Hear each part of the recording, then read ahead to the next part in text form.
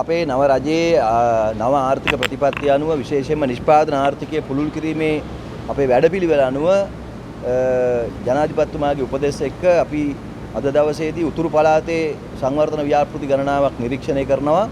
විශේෂයෙන් අපේ බලාපොරොත්තුව කංකසන්තුරේ ප්‍රදේශයේ උතුරු පළාතටම විශේෂ වෙච්ච විශාලතම කර්මාන්ත පුරයක් නිර්මාණය කිරීම. ඒ සඳහා අයවැය යෝජනා ඉදිරිපත් වෙලා තියෙනවා. ඒ සඳහා අවශ්‍ය කරන භූමිය නිදහස් කර ගැනීම පිළිබඳව තමයි අපි වැඩිපුර සලකා බලන්නේ.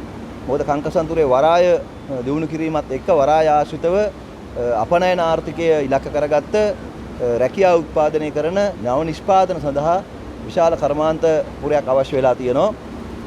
The development in the northern region, particularly Jaffna, there are so much of opportunities and potential. Our objective, Honorable Minister of Industries is here with us. The chairman of BOI is in Jaffna today. He will be joining us shortly. The Honorable Minister for Fisheries is here with us. And we will mobilize the entire government structure to facilitate the development of the northern region. The road infrastructure, the water facilities that is required, the transportation facilities.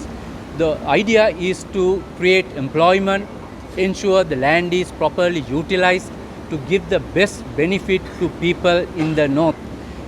There is so much of potential as a region in the northern, the connectivity, close proximity and several natural resources that we have within the area.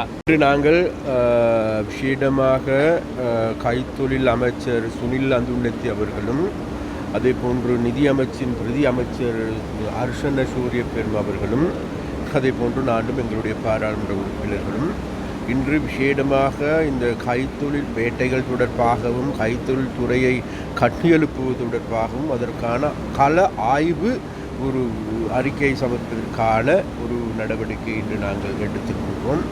அதன் பொழுதுக்கே விஷேடமாக இந்த பிரதேசத்திற்கு வருகை தந்திருக்கின்றோம்.